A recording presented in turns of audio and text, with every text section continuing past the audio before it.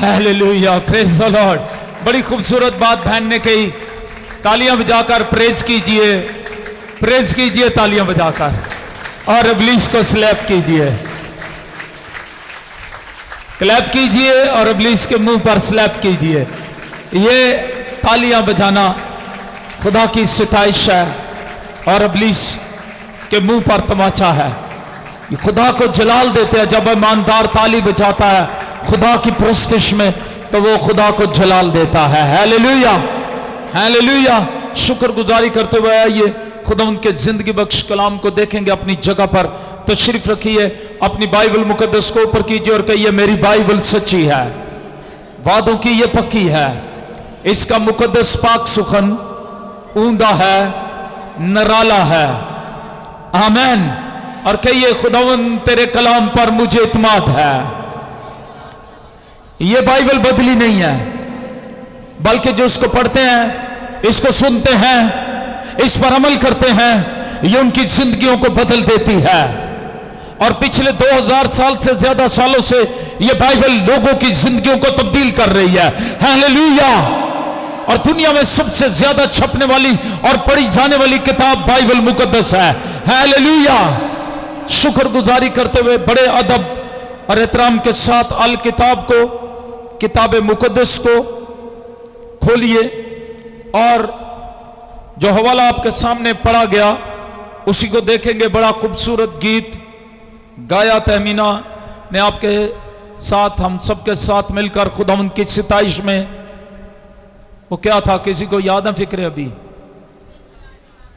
रूह दे फलां दे नाल यीशु जिंदगी नू आगे जेड़े काम यीशु करदा वो कोई भी ना। हालेलुया। तो यीशु क्या करता है? रूह के फलों से जिंदगी को भरता है। आज हमारा टॉपिक ही रूह के फल है, बल्कि रूह का फल। आमीन, आमीन। और गलतियों के नाम पौलुस रसूल का खत, अभी यह हवाला आपके सामने पढ़ा गया, मैं आपको बताना चाहता हूं यहां पर रूह के फल है। और अगर हम ध्यानदारी से किताब मुकद्दस को देखें, पढ़ें और कलाम अक़दस पर गौर करें तो गलतियों 5वें बाब में 19वीं आयत मुकद्दसा से जिस्म के फल भी हैं, जिस्म के काम भी हैं। यीशु मसीह ने यूहन्ना की इंजील उसके 15 बाब में कहा कि अंगूर का हकीकी दरख्त मैं हूं और तुम मेरी डालियां हो। जो डाली फल नहीं लाती वो काटी और आग में डाली जाती है। लेकिन यहां पर मैं बताना चाहता हूं, जैसे रूह के फल हैं, यीशु मसीह रूह के फलों से भरते हैं। और रूह कुछ जब हमें मिलता है तो रूह के फल हमारी जिंदगी में लगते हैं। पाक रूह क्या है? पाक रूह खुदाए सालूस का अकनू में सालिस है। और ईमानदार की जिंदगी में पाक रूह अजीब और जलाली काम करता है। अगर आप पाक रूह के कामों को पढ़ना चाहते हैं तो अमाल की किताब में रसूलों के अमाल, इस किताब को पढ़ना शुरू कीजिए। आपको मालूम पड़ेगा जो रसूलों के अमाल हैं, दार हकीकत रसूलों की जिंदगी में रहकर पाक रूह ने काम किए। और जब आप इमाल की किताब पढ़ते हैं, बिलाशुबा आप ना सिर्फ रूह कुद्स की शख्सियत के मुतल्लिक जानते हैं कि रूह कुद्स खुदा है, और ना सिर्फ ये कि रूह कुद्स के कामों के मुतल्लिक जानते हैं, बल्कि आप खुदाए सालूस के मुतल्लिक बेहतर तौर पर जानते और खुदा की पहचान में रूह के फलों से भरकर खुदावंद को जलाल देने वाले बन जाते हैं। हालेलुया। क्योंकि पाक रूह जो है वो ही रूहानी नेमतें बख्शता और रूह का फल पैदा करता है। और रूह का फल जिस्म के कामों के बारक्स है। रूह का फल जो है, इसको जब हम देखते हैं ये जिस्म के कामों के बारक्स है। गलतियों के नाम पौलुस रसूल का खत 5वां बाब उसकी 19वीं आयत मुकद्दसा देखिए, फिर हम रूह के फलों पर गौर करेंगे।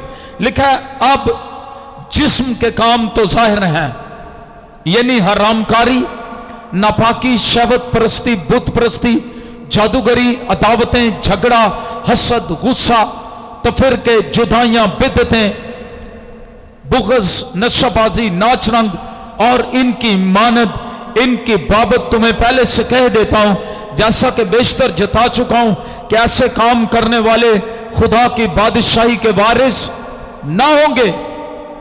ये जिस्म के काम है, जिस्म के फल हैं, जिस्मानी लोगों को जिस्मानी फल लगते हैं। इसीलिए रसूल पौलुस कहते हैं मगर रूह का फल क्या है? जिस्म के फल जो है ये बदरुओं की खुराक है। एक दूसरे से कहें जिस्म के काम जो है ये बदरुओं की खुराक है। याद रखिएगा, जहां पर भी हरामकारी होगी बदरुएं होंगी, जहां पर नापाकी होगी बदरुएं होंगी, क्योंकि खुदा पाक है। हालेलुया। और जहां नापाकी होगी वहां बदरुएं होंगी, जहां शहवत प्रस्ती होगी वहां बदरुएं होंगी, जहां बुत प्रस्ती होगी वहां बदरुएं होंगी। जहां भी बुत होंगे वो समझते हैं हमारे खुदा बोले हैं, लेकिन वो खुदा नहीं बोलते। खुदा को बुतों से क्या मुआफकत है? आमीन। वो समझते हैं शायद ए मुकद्दसा मरियम दा बोता थे खुदा बोले मुकद्दसा मरियम बोल दिया, ऐसा नहीं है। बुत जहां बुत होंगे वहां बदरुएं होंगी। यीशु का भी बुत बनाकर लोग लगाते, बुतों की पूजा अगर यीशु का भी बना के लगाएंगे उस वहां बदरुएं आ जाएंगी और बदरुएं फिर उन बुतों में से बोलती हैं। मेरा ये तजर्बा है, मैं जब श्रीलंका गया मैंने देखा, और दुनिया के ऐसे ममालिक हैं जहां आप जाएं आप देखेंगे बुतों के अंदर से खून उनके हाथों से बह रहा है, पांव से बह रहा है। ये बदरुएं हैं। इब्लीस भी अपने करामात दिखाता है। इसलिए जहां पर ये काम होंगे वहां बदरुएं होंगी। जादूगरी क्या है? बदरुएं हैं। और अदावतें ये बदरुओं की खुराक है। झगड़ा बदरुओं की खुराक है। हसद, गुस्सा। इसीलिए बड़ी प्यारी बात यहां उस बहन ने कही कि कलाम में लिखा है गुस्सा तो करो मगर गुनाह। अगर आप बहुत ज्यादा गुस्सीले हैं तो याद रखिएगा गुस्सा एक बरकत है। आप हैरान होंगे मैं क्या कह रहा हूं, लेकिन गुस्सा करना एक बरकत है। होली एंगर, यीशु मसीह ने भी गुस्सा किया, होली एंगर किया। ये एंगर जब होली एंगर है ये बरकत है, याद रखिएगा। इसीलिए लिखा है गुस्सा तो करो मगर गुनाह नहीं करना। गुस्सा कर रहे हैं तस्वीर के लिए, यह फितरी बात है, लेकिन गुनाह नहीं करना। होली एंगर, यीशु मसीह ने भी गुस्सा किया, होली एंगर था और कहा तेरे घर की गैरत मुझे। यह होली एंगर था।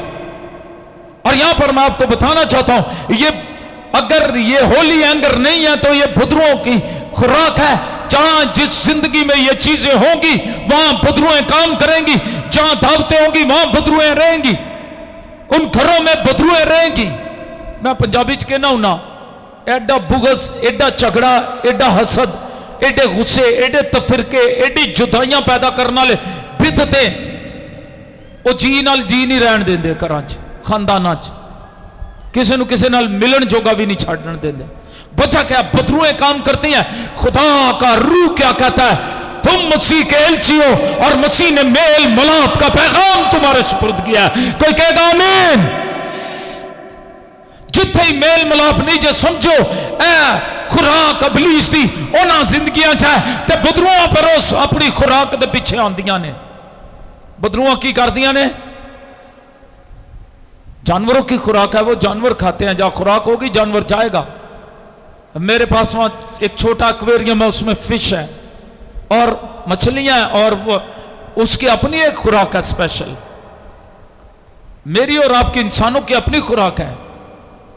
जहां खुराक होगी वहां लोग जाते हैं, और जब भूख हो तो फिर तो बहुत ज्यादा। तो बदरुएं भूखी हैं, याद रखिएगा, वो इन चीजों की भूखी हैं और ये भूख मिटाने के लिए वो फिर जान ढूंढती हैं। यीशु मसीह ने कहा एक बदरू जब किसी इंसान में से निकलती है और वो चली जाती है, लेकिन अगर वो शख्स खंडर की तरह छड़ा हुआ खाली मकान रहता है, खंडर रहता है, पाकर उसकी जिंदगी में नहीं आता, यीशु उसकी जिंदगी में नहीं है, रूह के फल नहीं लगे, तो फिर कलाम में यीशु मसीह ने क्या कहा, वो बदरू जाती है, वो ढूंढती है, कोई जगह नहीं मिलती, वो वापस उसी बंदे नु फिर उसी जिंदगी नु चेक करना आंदी है। वो बिशप साहब आए सन, दुआ की सी, मैं टुर गई, तो फिर वो चेक करना आंदी है कि दुआ इत्थे कायम है इस जिंदगी च या नहीं। उन्नी देर दा असर सी या बाद दा भी। वो फिर यीशु मसीह ने कहा, वो बदरू निकल जाती, वो घूमती और फिर वो ढूंढती है कहीं और उसकी जगह मिले। जब उसको नहीं मिलती, वो सोचती है मैं अपने पहले मकान की तरफ जाती हूं, और वो जाती और झड़ा हुआ खंडर पाती, वहां पर खुदा की हजूरी नहीं, खुदा का पाक होली फियर नहीं है, खौफ नहीं है, उस जिंदगी में खुदा का कलाम नहीं है, दुआ नहीं है। तो वो जाती है, यीशु मसीह ने कहा वो फिर जाती उस खंडर जिंदगी में, कहती है वाह, वो जाती अपने से 7 और बुरी रूहें लेकर आती है। आप तरबियत करके देख ले बेवकूफों की, हट धर्मों की। कलाम में लिखा आखिर जमाना में लोग ढीठ, घमंडी, ज़रदोज़, दौलत के प्यार करने वाले और झूठी तालीमात पर कानों की खुजली के मुताबिक उस्ताद बनाने वाले होंगे। बच्चे मां बाप के नाफरमान। ये मैं आपको बताना चाहता हूं, मोहब्बत ठंडी पड़ जाएगी किन में, जिनमें ये जिस्म के काम है, ईमानदारों में नहीं।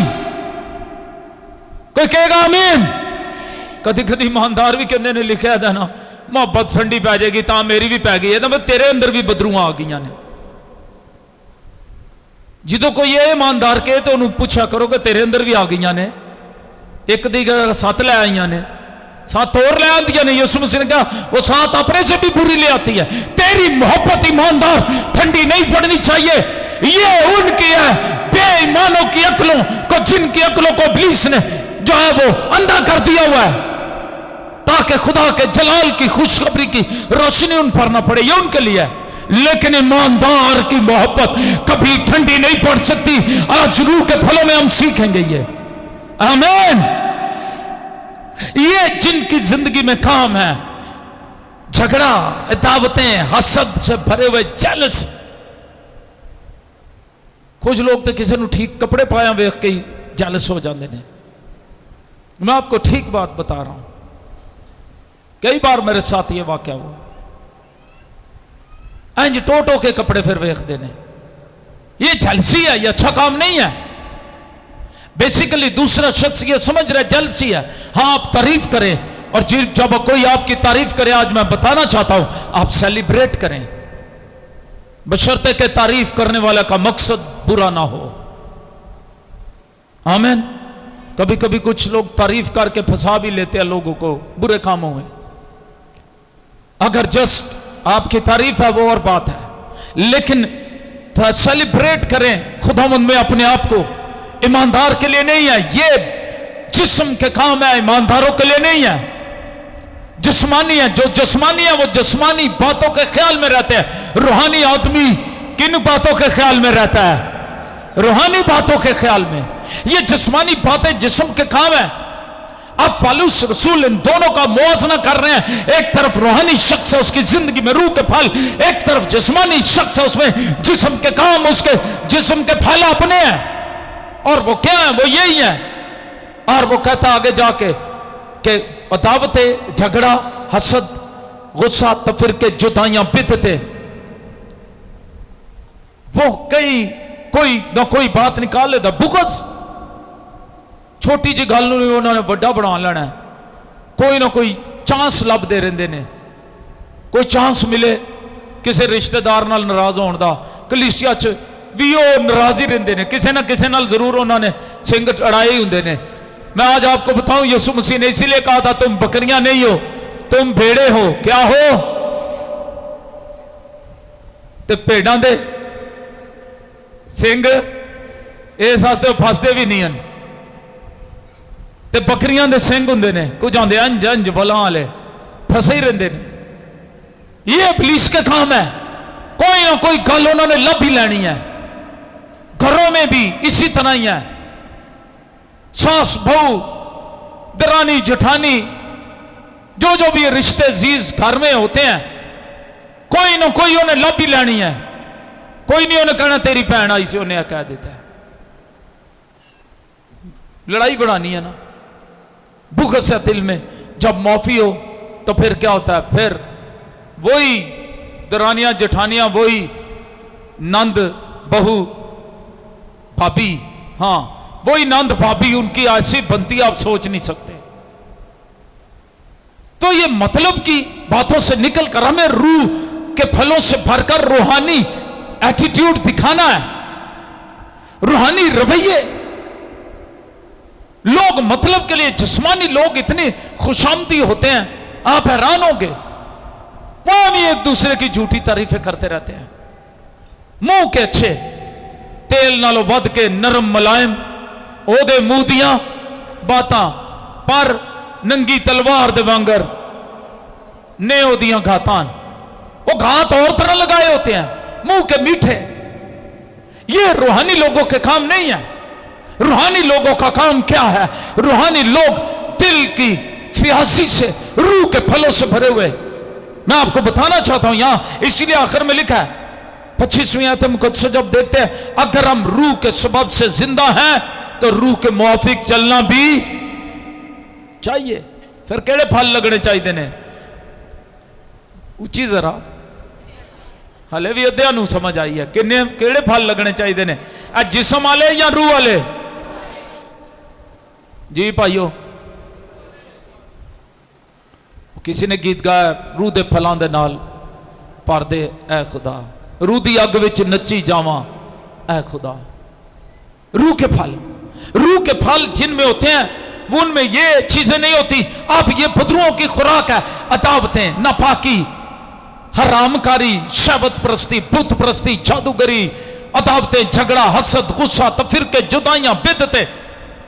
अगर मैं एक एक करके इनको बयान करूं तो मेरे ख्याल एक माह हम सिर्फ इसी पर लगाएंगे।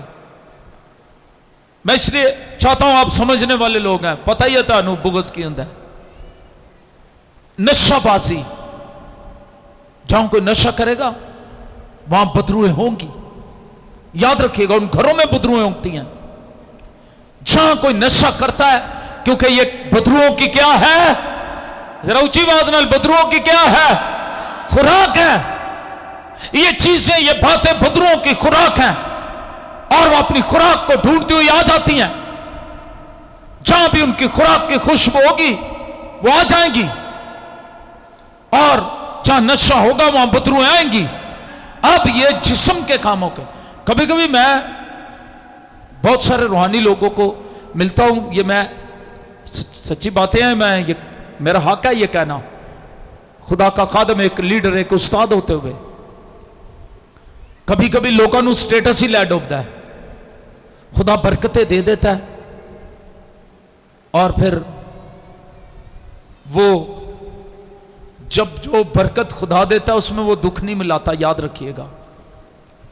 वो खुदा ही भुल जाते हैं, बरकत देने वाले खुदा नूं भुल जाते हैं, जिथों बरकत पाइया उस फैलोशिप नूं भुल जाते हैं। यह भी इबलीस का काम है। केयरफुल रहें। इसलिए पौलुस रसूल दूसरे लफ्जों में कहना चाहते हैं, मैं तुम्हें जता देता हूं और बेशतर जता चुका हूं, be careful every time, be careful in your life, in your attitude, in your life style. आपका लाइफ स्टाइल कैसा होना चाहिए? खुदा को जलाल देने वाला लाइफ स्टाइल। हालेलुया। क्योंकि तुम इज्जत के बर्तन होने के लिए बुलाए गए हो, जिल्लत के नहीं। कोई कहेगा दोनों हाथ खड़े करके आमीन। कौन से बर्तन होने के लिए है? इसलिए यह काम इज्जत के बर्तनों की जिंदगी में नहीं, ये जिस्म के काम है, वो जिल्लत के बर्तन है। और इसीलिए मुआजना करते हुए पौलुस रसूल कहते हैं, मगर रूह का फल मोहब्बत, खुशी, इत्मीनान, तहम्मुल, मेहरबानी, नेकी, ईमानदारी, हिल्म, परहेजगारी है। ऐसे कामों की कोई शरीयत मुखालिफ नहीं। आमीन। हम रूह के सबब से जिंदा हैं तो रूह के मुआफिक चलना भी चाहिए। आमीन। अब एक दूसरे के तासुरात चेक करें। आपने ये कहा उसके तासर क्या है? अगर रूह के मुआफिक जिंदा हैं तो फिर रूह के मुआफिक चलना भी चाहिए। रूह के फल नजर आने चाहिए जिंदगी में। एक दो के लिए नहीं है, ये सिर्फ सास के लिए नहीं है, ना ही सिर्फ बहू के लिए है, ना ही ससुर के लिए, ना ही सिर्फ कुछ लोगों के लिए रिश्तों में, हर एक के लिए। छोटे बच्चे से लेकर जो समझता खुदा के कलाम को, मैं अक्सर लोगों को बताता हूं, अगर आप 10-11 साल के हैं तो इसका मतलब आपका होशोवास कायम है, पढ़ते ठीक हो, नंबर ठीक लेंदे हो, तो फिर कलाम भी ठीक ताड़ी समझ आ सकता है। कोई कहेगा हमें, क्योंकि 12 साल की उम्र में यह कलाम मेरी समझ में आ गया और मैंने तौबा करके बपतिस्मा ले लिया। आमीन। अगर आप मेंटली रिटार्टेड नहीं है, ज़हनी बीमार नहीं है ज़हनी तौर पे, तो फिर यह कलाम आपकी समझ में आना चाहिए। आमीन। और अगर फिर भी नहीं आता तो यीशु मसीह को कहें उसने शागिर्दों के ज़हन खोले ताकि वो किताब मुकद्दस को समझे। आमीन। फिर उन्हें समझाया। हम इसीलिए समझाने के लिए बुलाए गए हैं खुदा के कलाम को। यीशु मसीह के इस मिशन को आगे बढ़ा रहे हैं ताकि खुदा की बादशाही के लिए बहुत से लोग तैयार हो जाएं। हालेलुया। और यहां पर हम देखते हैं, हम बेजा फख्र करके ना एक दूसरे को चढ़ाएं ना एक दूसरे से जले। कोई कहेगा आमीन। अब रूह के फल क्या है? मैंने बताया रूह कुछ रूहानी नेमतें पैदा करता है, रूह कुछ रूह के फल पैदा करता है, और रूह के फल जिस्म के कामों के खिलाफ हैं। इसको 9 फलों को 3 हिस्सों में डिवाइड किया गया है। शख्सी खूबियां, पहले 3 फल शख्सी खूबियां हैं, फिर अगले 3 फल जो हैं दूसरों के साथ ताल्लुक रखने वाले फल हैं, दूसरों के साथ ताल्लुक रखने वाली खूबियां हैं, और फिर उससे अगले किरदार का इजहार है हमारे। तो आइए आज पहले 3 फलों को देखेंगे। यानी फल एक ही है, मैं आपको यहां क्लियर कर दूं। फल एक है, इसको रूह का फल ग्रामर के एतबार से जो है वो वाहिद है, सिंगुलर है। The fruit of the spirit, fruits नहीं है, फ्रूट फल, रूह का फल ग्रामर के एतबार से वाहिद है। इस वाहिद लफ्ज फल में 9 खुसूसियात पाई जाती हैं, इसलिए हम पहली 3 को आज देखेंगे। पहली 3 खुसूसियात शख्सी खुसूसियात हैं। पहली खुसूसियात इनमें कौन सी है? पहली 3 खूबियां जो इंसान की जात से तल्लक रखती हैं। किससे तल्लक रखती हैं? एक दूसरे से कहे, पहली 3 खूबियां इंसान की जात से तल्लक रखती हैं। ये ईमानदार की फितरत में मौजूद होती हैं। आमीन। जिस्मानी आदमी की फितरत में हमने पढ़ा क्या है? फितरत में गुनाह है, नापाकी है, शहवत परस्ती है, बुग़्ज़ है, हसद है, गुस्सा है, जुदाइयां, तफरीक़े है। लेकिन रूहानी आदमी की फितरत में क्या है? रूहानी आदमी की फितरत में ये 3 बातें शामिल होती हैं, और ये खूबियां रूह कुछ ईमानदार में पैदा करता है। आमीन। पहली खूबी रूह का फल, उसकी पहली खूबी क्या है? मोहब्बत। क्या है जी? ये मोहब्बत कैसी है? ये दुनियावी मोहब्बत नहीं है। दुनियावी मोहब्बत फर्क है, उसका ताल्लुक आपके दिखावे से है, आपकी कशिश से, अट्रैक्शन से है। और इसीलिए किताब मुकद्दस में लिखा है, इमसाल की किताब में, हुस्न धोखा और जमाल बेसबात है, मुबारक है वो औरत जो खुदावंद से डरती है, वो सतूदा होगी। हालेलुया। याद रखिएगा, हुस्न ढल जाता है। वो चेहरे जो कभी बड़े शादाब नजर आते हैं, फ्रेश नजर आते हैं, वो झुर्रियों से भर जाते हैं वक्त के साथ। दांत निकल जाते हैं बंदे के, आंखें धुंधला जाती है। वाइस की किताब पढ़ें, हनूज इससे पहले कि तेरी आंखें धुंधला जाएं, तेरे दांत निकल जाएं, तू कुबड़ा हो जाए, तेरे हाथ कांपने लगे, टीटी बोझ मालूम हो, खुदावंद खुदा की पैरवी कर और खुदा के कलाम को मान, बदी से दूर रह। हासिल कलाम यह है, बदी से किनारा कर और खुदा की राहों पर चल। Hallelujah, hallelujah. तो ये मोहब्बत कैसी है? करंथियों 13 में लिखा है, ये मोहब्बत झुंझुलाती नहीं, अपनी बेहतरी नहीं चाहती, दूसरों की बेहतरी चाहती है। कीती जे कदी किसे दी बेहतरी जी? कहते तो सारे ही हैं, मैं रूह के फलों से भरा हुआ हूं, या रोज दुआ करते हैं या गीत गाते हैं, रूह के फलों के नाल भर दे आए खुदा। कीती जे कदी किसे दी बेहतरी? ये मोहब्बत क्या करती है? करंथियों 13 पढ़े, ये अपनी नहीं दूसरों की बेहतरी चाहती है, झुंझलाती नहीं है, झुंझलाती नहीं है। हमारे यहां तो ऐसा रिवाज है, पहले हम बड़े फराख दिल होते थे। मैं अक्सर कहता हूं, वो किसी ने कहा मोहब्बत उन दिनों की बात है, फराज, ये फराज का शेर है, जब मकान कच्चे और लोग सच्चे थे। मकान पक्के हो गए ने, दिलों ते भी सीमेंट ला लिया, ये सीमेंट दिलों ते भी कुछ लोगों के लग गया। किसी रिश्तेदार को किसी को खिला देना भी तकलीफ महसूस होता है।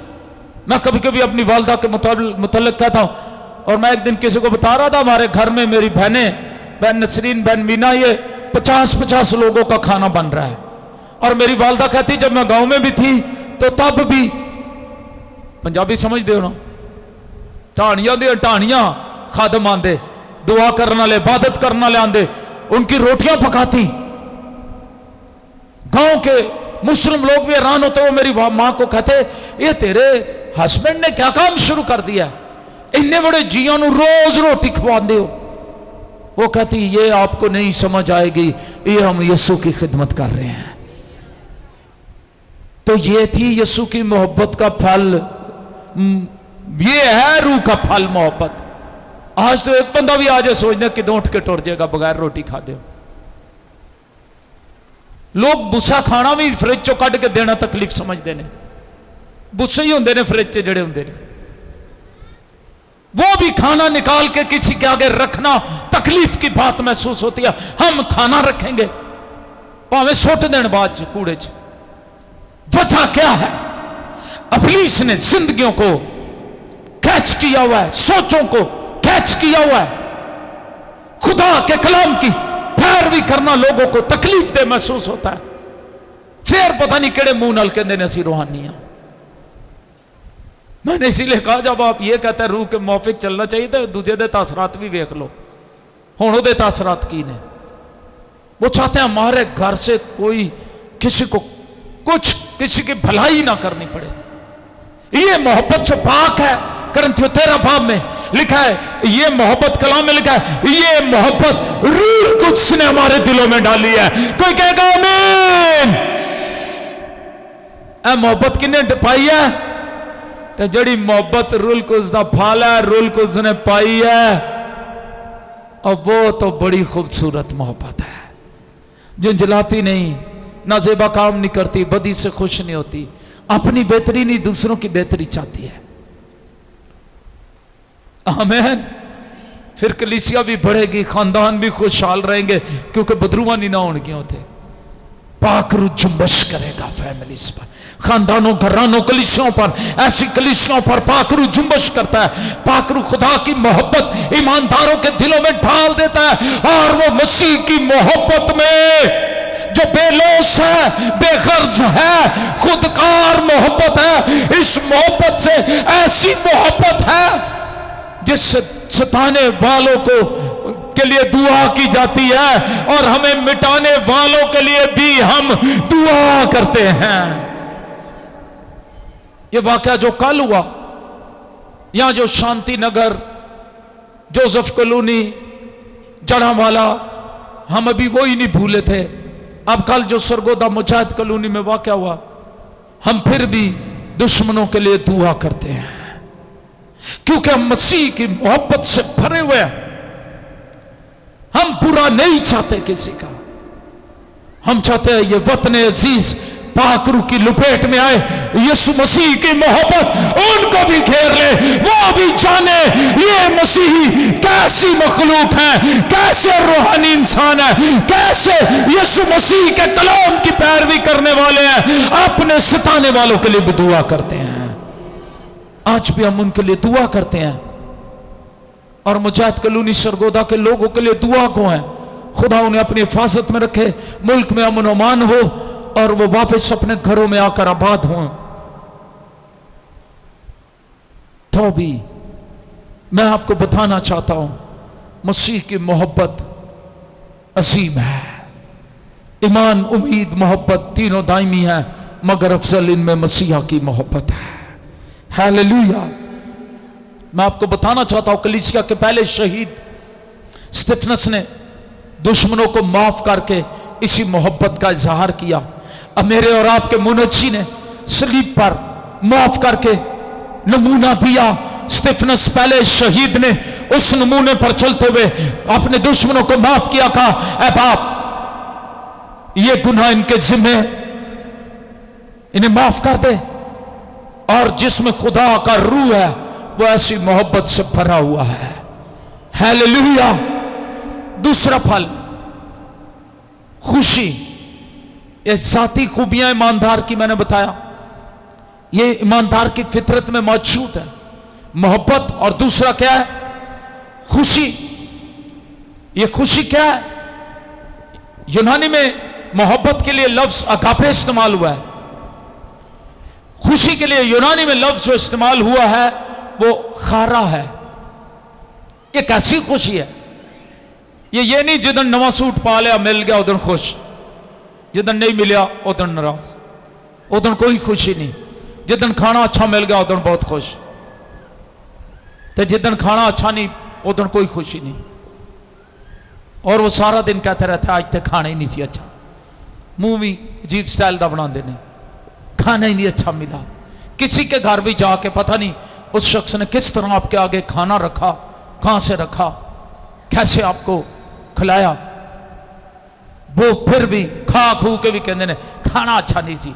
वो किसी ने बड़ी अच्छी बात कही कि एक शख्स, एक बाप सारी जिंदगी कमाता है और वो अपनी बेटी की शादी करता है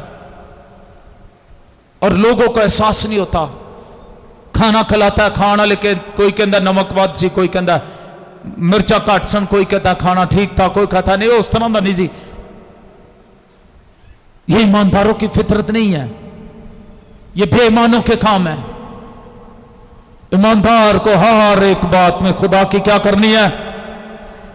खुशी के साथ, खुशी से भरे हुए, ये चीजों के साथ इस खुशी का ताल्लुक नहीं है। ये ऐसी कैफियत है कि जिस भी हालत में आप हो, जिन भी हालात में आप हो, हालात खराब है, हालात अच्छे हैं, चाहे हालात की खराबी क्यों ना हो, कितने भी हालात खराब क्यों ना हो, ईमानदार के अंदर से ये खुशी कभी खत्म नहीं होती। कोई कहेगा आमीन? आप कहेंगे ये कैसे? अमाल की किताब 5वां बाब उसकी 41वीं आयत मेरे साथ मिलकर पढ़िए, आपको मालूम पड़ जाएगा। अमाल की किताब 5वां बाब उसकी 41वीं आयत मुकद्दसा, और यहां पर क्या लिखा है? बस वो अदालत से इस बात पर खुश होकर चले गए कि हम उस नाम की खातर बेइज्जत होने के लायक तो ठहरे। कोई कहेगा आमीन? कौन थे ये कौन थे? ये पतरस और यूहन्ना के बारे में लिखा हुआ है। यूहन्ना और पतरस को अदालत में बुलाया गया, सताया गया इन्हें और बेइज्जत किया गया। निशान और अजीब काम जाहिर हो रहे हैं, उधर निशान और अजीब काम जाहिर हो रहे हैं, उधर इब्लीस ने भी अपना काम चुक के रखा था। याद रखिएगा, इब्लीस भी अपना काम उठा के रखता है खादमों को बेइज्जत करने के लिए। और बहुत से लोगों में बदरुए काम करती हैं, वो खुदा के खादमों के खिलाफ कुछ ना कुछ कहते ही रहते हैं। बदरुए उनमें काम कर रही है, क्योंकि इतने भी इब्लीस ने काम चुक के रखे है। लेकिन निशानात रसूलों के जरिए जाहिर होते थे और बहुत से लोग कलीसिया में मिल रहे थे। इब्लीस को बड़ी तकलीफ हो रही है और उन्होंने कहा कि तुम अब जो है ये नाम लेकर मुनादी ना करना। और जब हम इसकी 23वीं आयत पढ़ते हैं, बल्कि 32वीं, तो यहां पर लिखा है और हम इन बातों के गवाह, रूल कुछ भी जिससे खुदा ने उन्हें बख्शा है, जो उसका हुक्म मानते हैं। वो कहते हैं हम तो खुदा का हुक्म मानेंगे। और 33वीं आयत में लिखा वो सुनकर जल गए और उन्हें कत्ल करना चाहा, उन्हें अदालत तक ले गए और उन्होंने लिखा खुशी की। और पतरस और यूहन्ना कहने लगे कि शुक्र हम खुदावंद यीशु के नाम की खातर बेइज्जत होने के लायक ठहरे हैं। कोई कहेगा हमें? मसीह की खातर बेइज्जत हो रहे हैं, खुश हो रहे हैं। जड़ावाला में, जोसेफ कॉलोनी में, जहां जहां भी, ये मुशाहिद कॉलोनी में, सरगोदा में, मसीह होने की वजह से सब कुछ है। बेइज्जत करते हैं लोग, तकलीफ देते हैं, मारते हैं, लेकिन फिर भी हम जितने भी दुखी हों, आसमानी खुशी कोई हमसे छीन नहीं सकता। कोई कहेगा आमीन? आमीन। वो खुश हुए, उन्होंने खुशी से कहा हम खुदा की खातर बेइज्जत होने के लायक तो ठहरे, यीशु मसीह की खातर। इस तरह पलूस और सलास के मुतल्लिक आप जानते हैं, उन्होंने नमूना पेश किया, साबित किया। अमाल की किताब 16 बाब में जब वो एक लड़की में से बदरू निकालने के सबब से कैद खाने में डाले गए, आधी रात के वक्त जब कांठ में पांव ठुके हुए हैं, क्या कर रहे हैं? हमद कर रहे हैं, हम के गीत गा रहे हैं, खुशी कर रहे हैं, खुशी मना रहे हैं। हालेलुया। फिर कैद खाने की नींव हिल जाती है, बेड़ियां टूट जाती हैं। हालेलुया। ये खुशी मौज से करती है जब किसी ईमानदार के अंदर आ जाती है। हालेलुया। इसलिए याद रखिएगा, ये रूह का फल जो खुशी है, ये इस तलक से अमीरी, गरीबी, हालात के खराब होने से नहीं है। इसका लोग आपको बेइज्जत भी करना चाहेंगे, लोग आपकी इज्जत के खिलाफ लिखेंगे, बोलेंगे, कहेंगे, लेकिन जब आप खुदा के लोग हैं, आप खुशी करेंगे। हालेलुया। तीसरी साथी खूबी और रूह के फलों में तीसरा जो इसका फल है, खुसूसियत है रूह के फल की, वो इत्मीनान। इसके लिए यूनानी लफ्ज एरेमी लिखा हुआ है। यूनानी लफ्ज इसका मतलब है वो एहसास और तसल्ली जो खतरनाक हालात में भी ईमानदारों के अंदर मौजूद रहती है। ऐसी तसल्ली, हालात खतरनाक हो तब भी वो तसल्ली क्या होती है? मौजूद रहती है ईमानदार के अंदर। खतरा हो बाहर, तब भी वो तसल्ली, इत्मीनान मौजूद होता है। और ये इत्मीनान सदरक, मिशक, अब्दुन्नजू की जिंदगी में था। और आग की भट्टी में भी सुकून की हालत में उन्होंने कहा बादशाह कुछ भी हो जाए, हम तेरी मूर्ति की पूजा, अगर हमारा खुदा हमें बचाने के लिए ना भी आए, हम चल मरेंगे, लेकिन तेरी मूर्ति की पूजा। ये इत्मीनान एक अंदर खुदा का इत्मीनान था। और इस इत्मीनान ने क्या किया? इस इत्मीनान ने, खुदा के इत्मीनान ने उन्हें आग में जलने नहीं दिया। कोई कहेगा आमीन? जिसका इत्मीनान उनके अंदर था, वो खुद आग की भट्टी में उनके साथ आ गया। हालेलुया। वो मुश्किल हालात में, खराब हालात में, खतरनाक हालात में भी आपको संभालेगा। हालेलुया। और फिर एक और वाकया, यूसुफ कैद के अंदर है, इल्जाम ही लगा के कैद में डाला गया है। इल्जाम झूठा है, लेकिन ये बात किसको पता है? सिर्फ 44 की बीवी और यूसुफ को पता है कि ये इल्जाम क्या है। बाकी दुनिया के लिए झूठा नहीं था वो इल्जाम, लेकिन यूसुफ इत्मीनान में था। उसे खुदा के इत्मीनान की दौलत हासिल थी। खुदा यीशु मसीह ने इसीलिए कहा तुम्हारा दिल ना घबराए, तुम खुदा पर ईमान रखते हो, मुझ पर भी रखो। और 14वें बाब की 27वीं आयत में कहा तुम दुनिया में मुसीबत उठाते हो, खातर जमा रखो, मैं दुनिया पर गालिब आया हूं और मैं अपना इत्मीनान तुम्हें देता हूं। हालेलुया। तुम्हारा दिल ना घबराए, हालात कैसे ही हो। ये रूह का फल इत्मीनान यीशु देता है। मैं तुम्हें अपना इत्मीनान देता हूं। अगर तुम बीमारियों में पड़े हुए हो, खतरनाक हालात से गुजर रहे हो, परेशानी में हो, माली मुश्किलात हैं, मैं अक्सर कहता हूं हर शख्स कोई ना कोई दुख, मुसीबत, परेशानी, गम, किसी ना किसी तरह की बेचैनी और मुश्किल का शिकार होता है जब वो खुदा के घर में आता है। लेकिन जब खुदा का रूह छूता है, खुदा का कलाम काम करता है, तो ये गम, ये लानते, ये इनके बंधन, ये परेशानियां, ये मौजूद भी हो तब भी ईमानदार इत्मीनान से भर जाता है। और ये इत्मीनान फिर उसके लिए मौजज़ा कर देता है। ये उन बंधनों को तोड़ देता है, ये परेशानियों से निकाल देता है। और ईमानदार कभी भी, a Christian is not a depressed person। ईमानदार कभी भी डिप्रेस नहीं होता। ईमानदार नहीं जो कभी भी डिप्रेशन की गोलियां खान दिया होता, क्योंकि उसके अंदर यीशु का इत्मीनान होता है। हालेलुया। आप किसी भी कैसे भी खतरनाक हालात, मुश्किल हालात में से गुजर रहे हैं, बेइज्जत हो रहे हैं मसीह की खातर, आपको सताया जा रहा है, ये तीन खूबियां आपको संभालेंगी। पहला फल, रूह का फल की पहली खुसूसियत मोहब्बत, दूसरी खुशी और तीसरी इत्मीनान।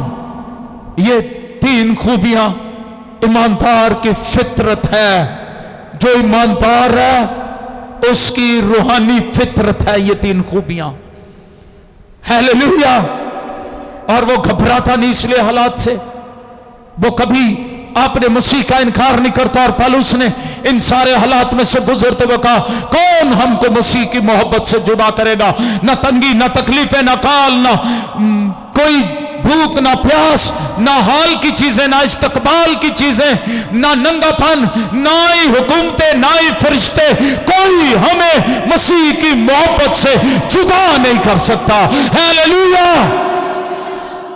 आइए अब रूह के इन तीनों फलों पर गौर कीजिए और अगले संडे हम अगले तीन, इस फल के अगली तीन खुसूसियात को देखेंगे। आमीन। मैंने बताया रूह का एक ही फल है, उसकी 9 खुसूसियात। आज हमने 3 देखी। ये 3 ईमानदार की फितरत है।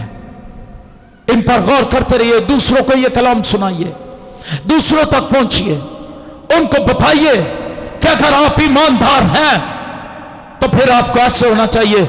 जिस्म के काम तो जाहिर हैं, जिनके अंदर वो काम जाहिर है वो जाहिर होते ही रहते हैं। उनके काम जिस्मानी, उनके अंदर बदरुएं काम करती हैं। उनके लिए मुझे और आपको शिफायत करनी है, दुआ करनी है, ताकि खुदा उनकी जिंदगियों को बदले और रूह के फल से वो भी भरे, यीशु मसीह को कबूल करके, और मसीह की मोहब्बत, इत्मीनान और खुशी उन्हें मिले। खुदावंद आप सबों को बरकत दे। आइए अपने पांव पर खड़े हो जाएंगे। आइए अपने हाथ आसमान की तरफ बढ़ाइए। आइए मैं आज कहूंगा, आप कितने ही दुखी हैं, आप कितने ही परेशान हैं, आपके हालात कितने खराब क्यों नहीं चल रहे, आप कितने ही डॉक्टरों ने आपको बेशक परेशान और मायूस किया है, लेकिन एक है जो आपको कभी मायूस और परेशान नहीं होने देता। उस पर अपनी नजर